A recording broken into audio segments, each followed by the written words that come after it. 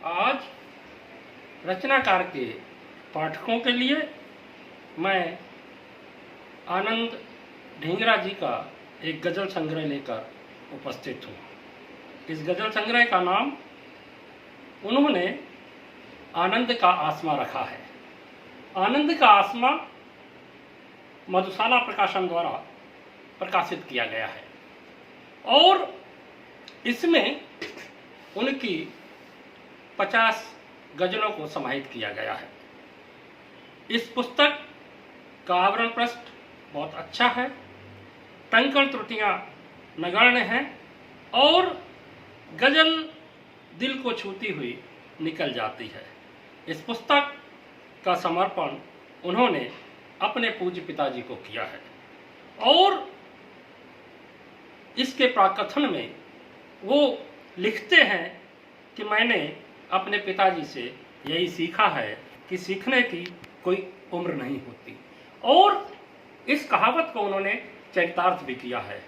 उम्र के 7 दशक के बाद गज़ल में उनकी मेहनत, उनकी श्रम साधना, उनकी लगन और उनके हठयोग का पर्याय है आनंद का आसमां। प्रत्येक शेर इतनी मेहनत से तराशा गया है कि जिसे पढ़कर अनायासी वहाँ निकल आती है। इस पुस्तक की भूमिका में अंजुमन मंसूरी आरजू जी ने लिखी है, जो कहती हैं कि जहाँ लोग थक कर बैठ जाने की जगह खोजते हैं, वहाँ आनंद जी ने एक नए सफ़र की तलाश की है और यही बात आनंद जी को आनंद बनाती है।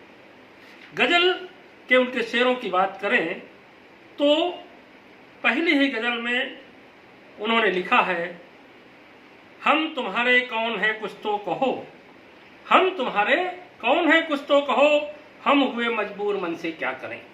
और इस तरह अंतर्मन तक उनकी शेर के भाव उतर आते हैं। आगाज सही लेकिन अंजाम नहीं होता, यूं प्यार अगर हो तो गुमनाम नहीं होता। प्यार के फलसफे को समझाते हुए उनका ये शेर उनकी गज़ल को नए आयाम देता है।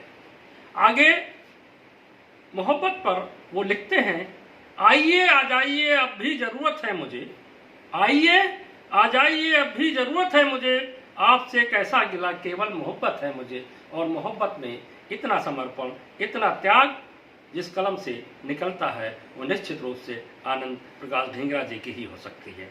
आगे की एक और गज़ल देखें, तुम्हें यूं देख कर इस तीरगी में लगा जो चांद ही मध्यम हो गोया, अकेला हूँ यहाँ मैं क्या करूँ अब, बड़े मसरूफ रहते तुम हो गोया।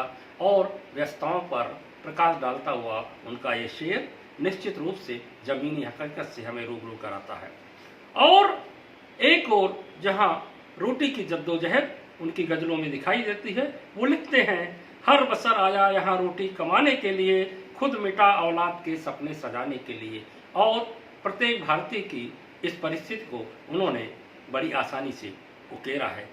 और एक और शेर उनका देखें, जिंदगी में पल वो सारे प्यार वाले भर गए और वो कुछ इस तरह मौसम सुहाना कर गए, हम उसे भूले नहीं, सिकवा गिला कुछ भी नहीं, पर हुए नारोज क्यों तन्हा हमें क्यों कर गए। इस तरह इस संग्रह में गज़ल के विभिन्न रंग विद्यमान हैं। वो लिखते हैं, आप तो सिर्फ इतना बता दीजिए, गर खता हो गई हो सजा दीजिए, जानते हैं बता कर न आए कभी, ख्वाब में आइए और पता दीजिए। समर्पण की इससे बेहतर इंतहा और क्या हो सकती है। कभी बच्चे बिना सोचे हमारे बोल पड़ते हैं, खता नादा ही करते हैं तभी वे बोल पड़ते हैं।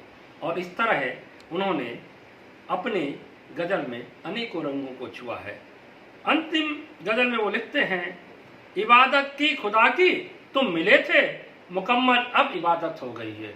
और ये समर्पण और त्याग से भरी हुई मानवीय परिवेश को मानवीय जीवन के कई पहलुओं से अवगत कराती हुई उनकी गज़ल संग्रह आनंद का आसमां वाकई एक अच्छी पुस्तक है, एक अच्छा गज़ल संग्रह है, जिसके हर शेर में उनकी शेरियत दिखाई देती है। हर पाठक वर्ग को इसे पढ़ना चाहिए। मैं इस गज़ल संग्रह आनंद का आसमां के लिए उन्हें बधाई देता हूँ। बहुत बहुत धन्यवाद।